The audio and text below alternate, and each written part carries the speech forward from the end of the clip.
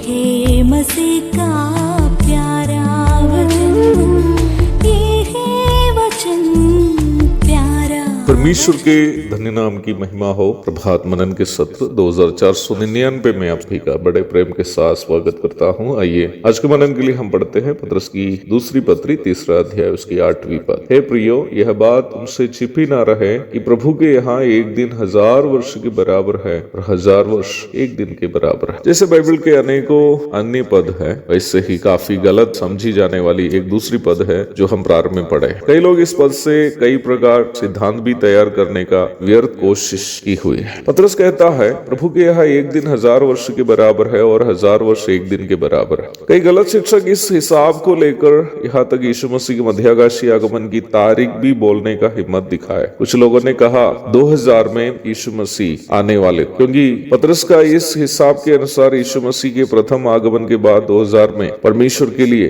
2 दिन पूरा हो जा रहा है। मैं अपना एक मित्र को जानता हूँ जो इस प्रकार की गलत शिक्षा के प्रभाव में आकर यहाँ तक पढ़ाई से भी ध्यान हटाकर इस सोच में रहा कि 2000 में प्रभु यदि आ रहा हो तो ज्यादा पढ़ाई करके क्या फायदा है। वो मित्र भी आज प्रभात मनन से ये बात सुन रहे होंगे। पतरस का इस प्रस्ताव पढ़कर परमेश्वर के दिन और साल का हिसाब जोड़ने वाले लोग सबसे पहले समझने की एक बात है, दिन, महीने, साल इत्यादि पृथ्वी के भ्रमण और परिक्रमण के आधार पर तैयार की गई समय व्यवस्था। पृथ्वी एक बार स्वयं चक्कर लगाने के लिए 24 घंटे लगते हैं, अर्थात 12 घंटे का दिन और 12 घंटे की रात, जिसे एक दिन के रूप में मानते हैं। उत्पत्ति 1:5। वैसे ही सूरज के चारों ओर पृथ्वी का एक बार का चक्कर के लिए लगभग 365 दिन लगते हैं। वर्षों को गिनने का हिसाब यही। केरल के एक फिल्म अभिनेता हाल ही में एक चैनल को दिया गया इंटरव्यू में अपने आप को एक ज्ञानी के रूप में पेश करते हुए इस प्रकार कहा कि किसी ने कैलेंडर बनाया था, इसलिए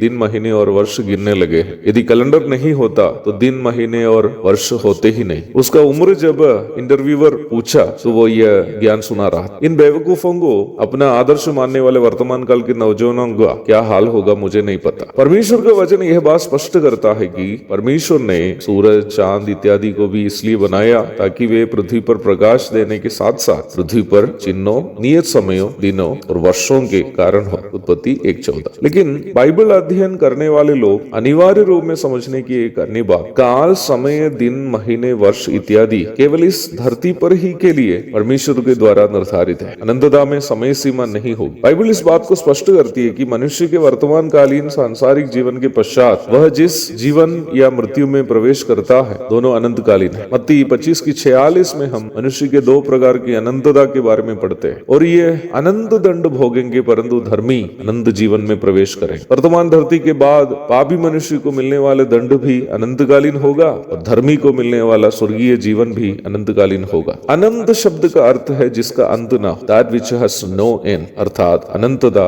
एक समय रहित क्षेत्र होगा। परमेश्वर के स्थायी स्वभाव में से एक यह है कि वह सनातन है। God is eternal। इसका मतलब परमेश्वर का ना आदि है ना अंत है। परमेश्वर को कोई समय सीमा के अंदर बांधने की कोशिश करनी एक मूर्खता है। यदि ऐसी बात है तो पतरस यहाँ कहना क्या चाह रहा है? पतरस यहाँ ये कहना चाह रहा है कि परमेश्वर के लिए 1000 दिन एक दिन के समान और एक दिन 1000 दिन के समान है, अर्थात उनकी कोई समय सीमा नहीं। वह सनातन है, उनका ना आदि है ना अंत है, वह सदा एक सा। He is unchangeable। इस पद को उठाकर परमेश्वर के दिनों का हिसाब जोड़ना केवल मूर्खता है। परमेश्वर हजारों दिनों के बाद की घटनाओं को भी आज होने वाली घटना के समान जानने की क्षमता रखता है। यदि ऐसी बात है तो वर्तमान पापी संसार का नाश परमेश्वर भले कितनों भी दिनों के बाद होने के लिए निर्धारित किया तो वह हमारे लिए ही केवल भविष्य की घटना है, परमेश्वर के लिए नहीं। इसलिए ये कभी नहीं सोचे कि परमेश्वर के निर्णयों के लिए देर हो रही। परमेश्वर उन घटनाओं को होने के लिए निर्धारित किया हो, निश्चिंत रहिए, वो अवश्य होगा ही। एक और शुभ दिन की धन्य कामनाओं के साथ आज का मनन में यह समाप्त करता हूँ। प्रभु आप सबको आशीष दे।